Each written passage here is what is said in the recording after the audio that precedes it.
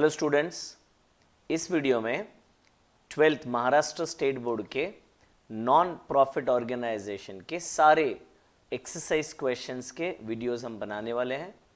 आज हम स्टार्ट कर रहे हैं क्वेश्चन नंबर 4 से। वन बाय वन सारे वीडियोस आपको मिलेंगे हमारी एप्लीकेशन पे।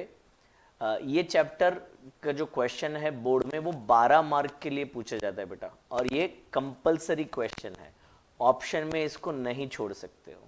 और काफ़ी बच्चों को ये चैप्टर थोड़ा मुश्किल जाता है, specially that part of subscription बच्चों को कभी कभी बहुत मुश्किल में डाल देता है। तो बहुत आसानी से एकदम सिंपल मेथड से हम स्टेप बाय स्टेप सारे वीडियो लेक्चर्स बनाएंगे सारे क्वेश्चंस के, एंड आई एम श्योर अगर आप ये देखोगे तो आपको एग्जाम में बहुत फ़ायदा होगा। ठीक है, चलिए पढ़ाई स्टार्ट करते हैं क्वेश्चन नंबर 4 का। Following is the recipient payment account of Satara Sports Club. Satara. Prepare income and expenditure account for the year ending 31/3/2019. तो क्योंकि ये 12 मार्क का सवाल है, एग्जाम में सिर्फ इनकम एंड एक्सपेंडिचर का क्वेश्चन आने का चांस थोड़ा कम है ना। तो normally income and expenditure on balance sheet दोनों पूछेंगे, तो फिर भी हम थोड़ा इनकम एंड एक्सपेंडिचर में एक्सपर्ट हो जाए, फिर बैलेंस शीट वाले क्वेश्चंस आगे लेंगे। तो receipt and payment account for the year ending 31/3/2019। अब रिसिप्ट एंड पेमेंट अकाउंट कौन सा अकाउंट है बेटा? Real account.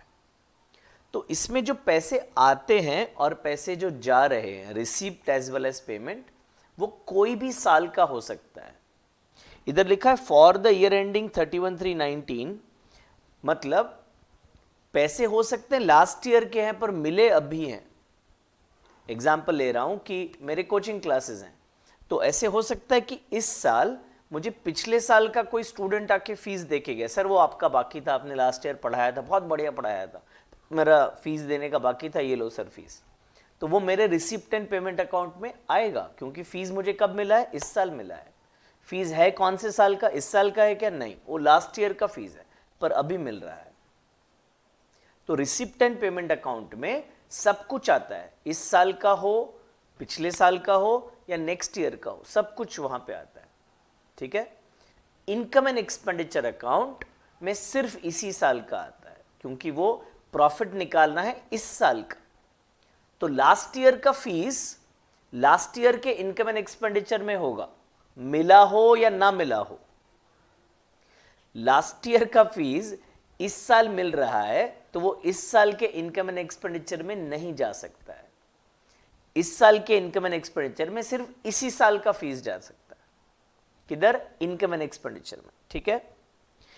एनपीओ का एक बहुत ही बड़ा वीडियो भी हमने बनाया जिसमें ये पूरे कॉन्सेप्ट को हमने समझाने की कोशिश की है।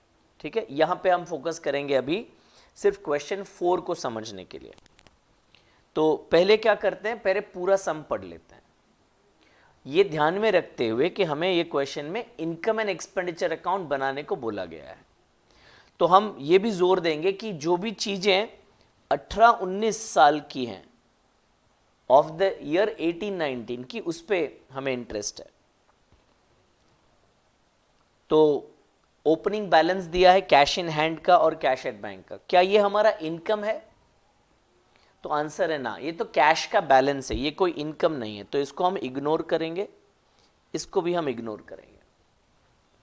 फिर ये सब्सक्रिप्शन है, 3 साल का सब्सक्रिप्शन दिया है, 17-18, 18-19, 19-20। अब जैसे कि मैंने आपको बताया, इनकम एंड एक्सपेंडिचर में तो इसी साल का सब्सक्रिप्शन आ सकता है, तो ये सब में बैलेंस शीट नहीं पूछा है, तो हम सिर्फ इस साल के इनकम पे ध्यान देंगे। तो इस साल का इनकम कितना है? ये वाला है सर 44,500।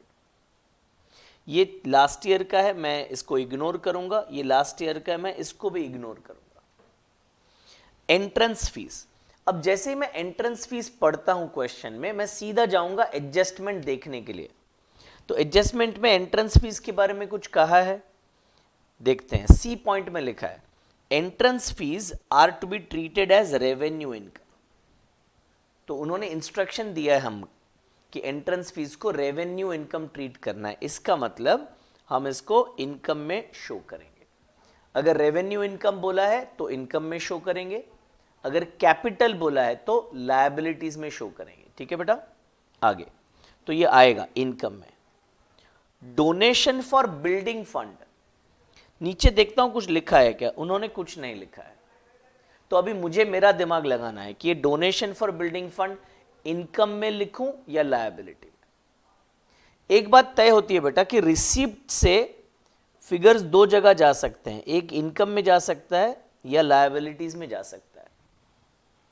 तो ये पैसे मिले हैं 70,000 किसी बिल्डिंग फंड के लिए मिले हैं, तो जो देने वाले बंदे हैं, जो देने वाले हैं हमें, उन्होंने इंस्ट्रक्शन के साथ दिया है कि ये पैसे सिर्फ बिल्डिंग बनाने के लिए आपको यूज करना है, तो इसको मैं बोलूंगा स्पेसिफिक फंड, स्पेसिफिक पर्पस के लिए ये पैसे दिए गए हैं। तो ये मेरा इनकम नहीं है। मान लो अगेन मैं क्लास का एग्जांपल लेता हूं, आपने मुझे फीस दिया, तो अभी वो फीस का क्या करूं वो आप डिसाइड करोगे या मैं डिसाइड करूंगा? मैं करूंगा ना यार, मेरा फीस है, आपने दे दिया है, अभी आपका क्या टेंशन है? अब मैं उसको सैलरी दूं स्टाफ को या मैं वो लेके घूमने जाऊं, आपसे क्या मतलब? तो मैं उसको इनकम बोलूंगा। बट से एग्जाम्पल, आपने मुझे डोनेशन दिया और कहा सर आप है ना एक लाइब्रेरी ओपन करिए, क्लास में एक लाइब्रेरी ओपन करिए और ये पैसे वहीं पे यूज करना, और मैंने वो डोनेशन आपसे एक्सेप्ट किया, तो अब वो पैसे से मैं घूमने नहीं लेके जा सकता, वो पैसे से मैं स्टाफ को सैलरी पे नहीं कर सकता हूं। तो वो जो पैसे आपने दिए स्पेसिफिक पर्पस के लिए, वो मेरा इनकम नहीं है, इसीलिए मेरे इनकम एंड एक्सपेंडिचर में वो नहीं लिख सकता हूं। तो कहां लिखना पड़ेगा? उसको बैलेंस शीट में लायबिलिटी साइड लिखना पड़ेगा। तो इधर इसको मैं लिख रहा हूं क्रॉस। ये क्वेश्चन में मैं लायबिलिटीज के को क्रॉस कर रहा हूं क्योंकि बैलेंस शीट मुझे बनाने को बोला नहीं है। आगे इंटरेस्ट, तो ये इंटरेस्ट मेरा इनकम है। सेल ऑफ फर्नीचर, तो फर्नीचर 4,500 रुपए मिले हमें, 8,000 का फर्नीचर था, वो बेच के 4,500 रुपए ही मिले, तो नुकसान हो गया बेटा। कितने रुपए का? 3,500 का लॉस हुआ। तो ये आएगा पर ये इनकम में नहीं आएगा, ये एक्सपेंस के साइड हम लिखेंगे। चलिए पेमेंट्स देखते हैं। सैलरी, तो सैलरी रिकरिंग एक्सपेंस होता है, हर महीने पे करना ही पड़ता है, तो ये आएगा एक्सपेंस में आएगा। रेंट, रेंट हमने रोकड़ा तो 5,000 दिया है, कभी दिया है? ये साल में 18-19 में हमने 5,000 दे दिया लैंडलॉर्ड को, पर ये 5,000 में 2,000 पिछले साल का था, लास्ट ईयर का था, 17-18 लास्ट ईयर का। तो इस साल का कितना है? इस साल का 3,000 है, तो ऐसे हम उधर शो करेंगे एक्सपेंस में, तो ये आएगा। इलेक्ट्रिसिटी चार्ज आएगा, प्रिंटिंग भी आएगा। फिक्स डिपॉजिट, क्या ये हमारा एक्सपेंस है बेटा? 60,000 खर्चा हो गया? नहीं ना बाबा, ये फिक्स डिपॉजिट है, इन्वेस्टमेंट है, तो ये एक्सपेंस में नहीं आएगा। बैलेंस शीट अगर बनाना होता तो वहां पे हम एसेट में लिखते हैं इसको।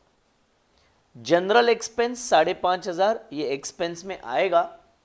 इसमें भी एडजस्टमेंट है कि इसमें 5,500 में से 500 रुपया नेक्स्ट ईयर का पे किया है, तो पूरा 5,500 इस साल का एक्सपेंस है? नहीं सर, तो फिर इधर भी कुछ हम एडजस्टमेंट करेंगे।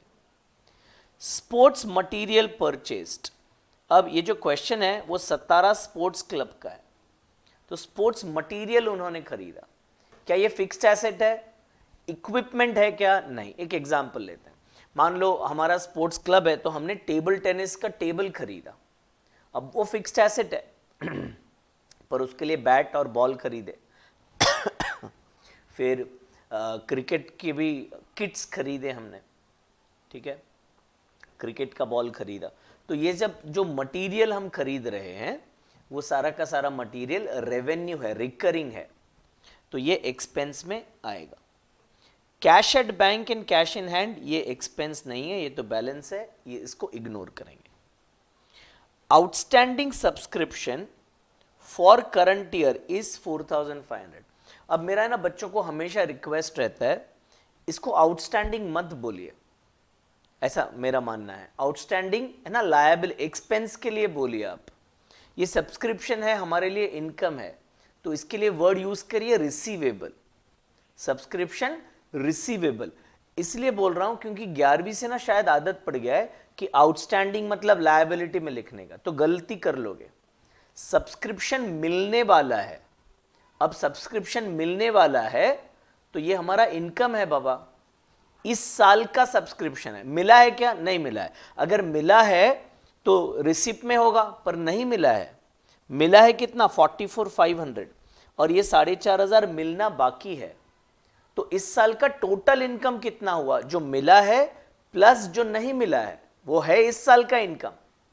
अगेन बच्चे एक गलती करते हैं, जो पैसा मिला वो ही इनकम है ऐसा समझते हैं। नहीं, मैंने किसी को पढ़ाया इस साल, उसको बोला बेटा फीस 40,000 रुपए, उसने बोला सर थोड़ा इस साल दूंगा, थोड़ा नेक्स्ट ईयर दूंगा, तो वो 40,000 इनकम है मेरा।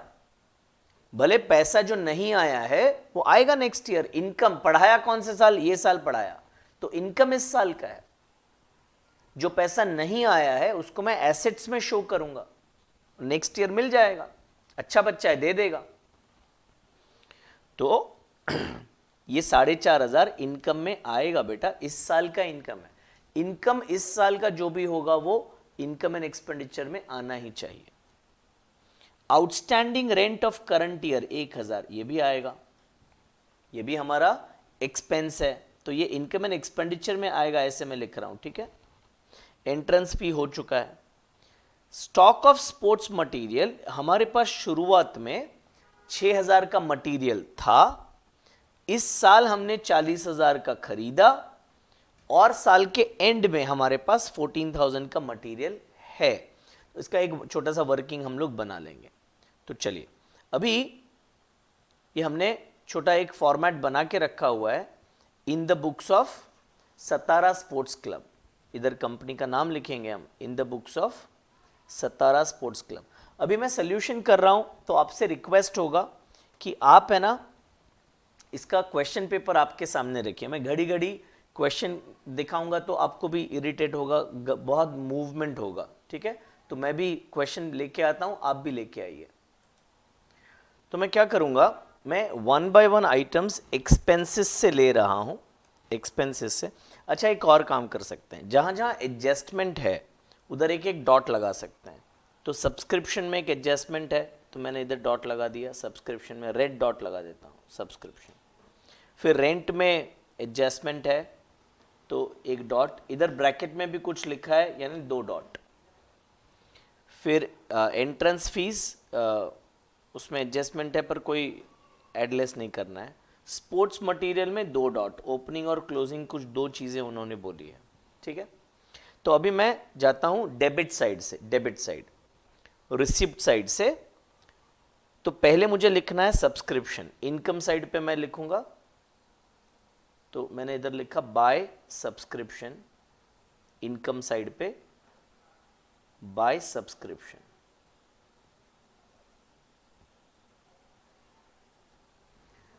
इस साल का है और उसमें कुछ एडजस्टमेंट भी है, तो अमाउंट है मेरा 44,500। क्वेश्चन को आपके सामने रखिएगा, ठीक है। तो ये मैंने लिखा। उसके बाद नेक्स्ट है एंट्रेंस फीस। एंट्रेंस फीस में मैंने टिक करके रखा है, क्योंकि क्वेश्चन में बोला था एंट्रेंस फीस है, और क्वेश्चन में बोला है उसको रेवेन्यू ट्रीट करना है। तो मैंने एंट्रेंस फीस क्रेडिट साइड पे लिखा, यहाँ पे बाय एंट्रेंस फीस।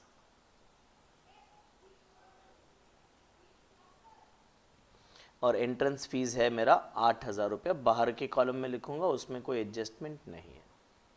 उसके बाद नेक्स्ट है इंटरेस्ट। तो इंटरेस्ट मैं लिखूंगा क्रेडिट साइड पे बाय इंटरेस्ट, और इंटरेस्ट का अमाउंट है 600। तो ये हो गया। अभी जो फर्नीचर है, रिसिप्ट तो 4,500 रुपया है, पर उसमें लॉस होने वाला है ना। 8,000 का फर्नीचर 4,500 में बेचा, वो तो डेबिट साइड पे आएगा। तो मैं लिख लेता हूं, पर थोड़ा जगह छोड़ देता हूं, क्योंकि लॉस को पहले नहीं लिखेंगे, थोड़ा नीचे लिखेंगे एंड में। तो मैं ऊपर से 5-6 रो छोड़ देता हूं, to loss on sale of furniture.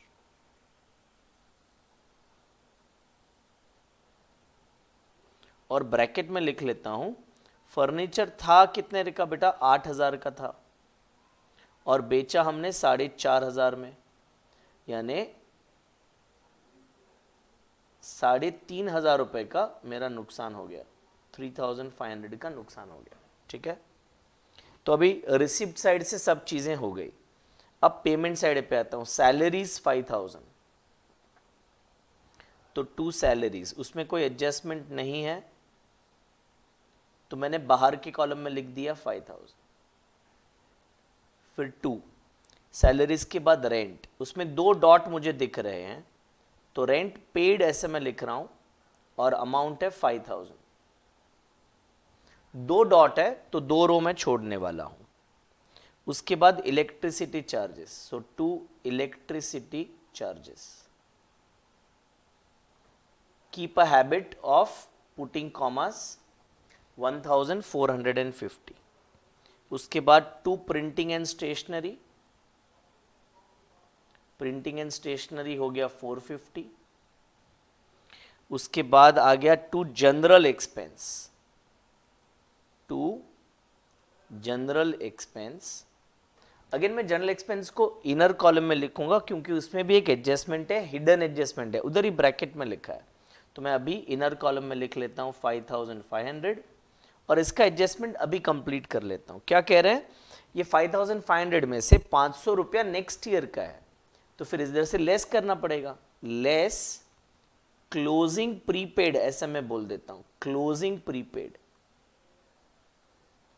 Logically सोचिएगा, और फाइनल अकाउंट्स में भी आप प्रीपेड माइनस करते हो ना, तो एट द एंड जो प्रीपेड होगा वो नेक्स्ट ईयर का है। क्या 5,500 इस साल का खर्चा है? नहीं सर, इसमें 500 तो नेक्स्ट ईयर का, तो इस साल का कितना है बोलना सर, 5,000 रुपए। ठीक है, तो 5,000 रुपए इधर बाहर हमने लिख दिया।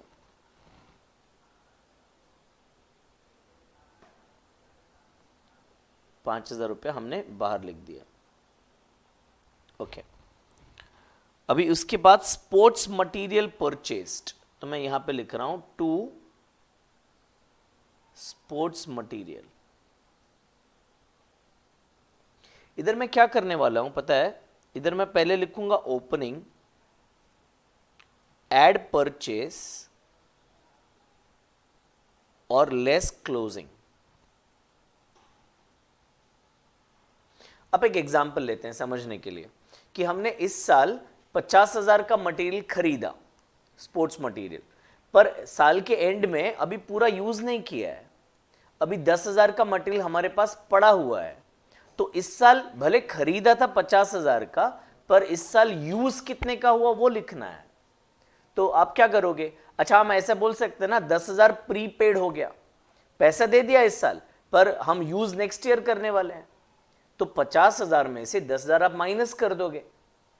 अच्छा 10,000 कब यूज होने वाला है? नेक्स्ट ईयर में, तो 10,000 नेक्स्ट ईयर में ऐड होना चाहिए क्योंकि नेक्स्ट ईयर वो कंज्यूम होने वाला है। यानी इन शॉर्ट इस साल के इनकम एंड एक्सपेंडिचर में क्या होना चाहिए, ओपनिंग मटेरियल जो पिछले साल खरीदा था यूज इस साल हो रहा है, ऐड इस साल जो खरीदा नया वो, और लेस इस साल के एंड में जो बचा है वो। ठीक है, तो ये मैंने लॉजिक पूरा आपको समझा दिया। नीचे लिखा हुआ है ओपनिंग मटेरियल 6,000 है, पेमेंट में हमने खरीदा है इस साल 40,000 का मटेरियल, और वापस नीचे क्लोजिंग में लिखा है हमारे पास 14,000 का मटेरियल बच गया है साल के एंड में। तो ये एडलेस अगर हम करेंगे तो 32,000 दिखाई दे रहा है जो मटेरियल हमने इस साल कंज्यूम किया है। ओके, उधर कैश एट बैंक और उसमें मैंने क्रॉस किया हुआ है तो वो नहीं आएगा। अब एडजस्टमेंट देख लेते हैं। Outstanding subscription of the current year is 4,500, तो सब्सक्रिप्शन है, इनकम है, तो मैं उसमें ऐड करूंगा, और ऐड में मैं क्या लिखता हूं, ऐड क्लोजिंग रिसीवेबल, ऐसे मैं लिख रहा हूं, क्लोजिंग रिसीवेबल कितना बेटा 4,500 है, सो 49,000 ये टोटल हो गया बाहर के कॉलम में। तो पहला एडजस्टमेंट हो गया। Outstanding rent for current year is 1,000। अब रेंट में हमने जगह छोड़ा हुआ है, रेंट 5,000 हमने पे किया है, कभी पे किया इस साल, पर इसमें 2000 तो पिछले साल का है, तो लेस करो भाई, तो less opening outstanding, opening outstanding कितना बेटा 2000। 5000 इस साल पे हुआ है, पूरा 5000 इस साल का है नहीं, इसमें 2000 लास्ट ईयर का है, तो 2000 का माइनस कर दो। इस साल का क्या पूरा पे हो गया? नहीं सर ना, इस साल का बाकी है ना सर जी। कितना बाकी है? 1000 बाकी है, तो ये खर्चा इस साल का है, पे नहीं किया। पे कब करोगे? नेक्स्ट ईयर करोगे, तो खर्चे में तो इस साल लिखना पड़ेगा, तो add closing outstanding, add closing outstanding. Income and expenditure में पे किया है या नहीं उससे मतलब ही नहीं होता है, वो मतलब तो रिसिप्ट पेमेंट का होता है। इनकम एंड एक्सपेंडिचर में एक ही सवाल होता है, इस साल का है तो इधर होना चाहिए, नहीं है तो नहीं होना चाहिए। ठीक है, तो 5 माइनस 2 3 प्लस 1 यानी कि 4000 रुपये। ओके, अभी कुछ बाकी रहता है। थर्ड एडजस्टमेंट हो गया है और फोर्थ एडजस्टमेंट भी हो गया है, तो अभी हम टोटलिंग कर लेते हैं। 49 प्लस 8 और प्लस 600, मैं कैलकुलेटर यूज़ कर रहा हूँ, आपको अलाउड नहीं है, but just to do it fast I am using calculator. तो 57,600 ये क्रेडिट साइड का टोटल आ रहा है, 57,600 ये क्रेडिट साइड का टोटल आ गया। डेबिट साइड का टोटल करूंगा। पहले ना बच्चों ध्यान दे दो कि सारे के सारे फिगर बाहर आउटर कॉलम में लिखे हैं कि नहीं। काफी टाइम एडजस्टमेंट तो कर लेते हैं अंदर, पर बाहर लिखना ही भूल जाते हैं, तो वो गलती नहीं करना आप, ठीक है।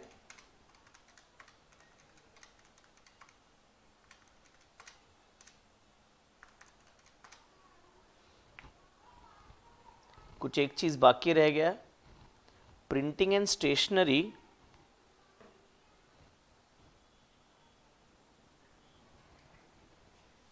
आई थिंक क्वेश्चन में कुछ गलती हो, आई थिंक वहां पे प्रिंटिंग एंड स्टेशनरी का ना टाइपिंग मिस्टेक है, इट शुड बी 750 हियर, इसलिए यहाँ पे 750 होना चाहिए, ये मेरा गलती है 750।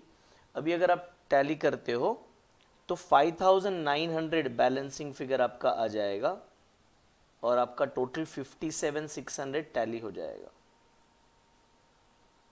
ये आपको अच्छे से वर्किंग नोट बना के करना पड़ेगा, और इसको हम लिखेंगे to surplus of income over expense.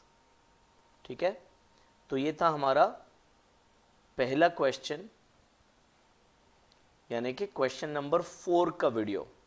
ठीक है, ये चैप्टर के सारे वीडियोस बनते जाएंगे बेटा, ध्यान से देखते जाइएगा आप लोग, और कुछ भी डाउट है तो कभी भी आप मेरे को पूछ सकते हैं।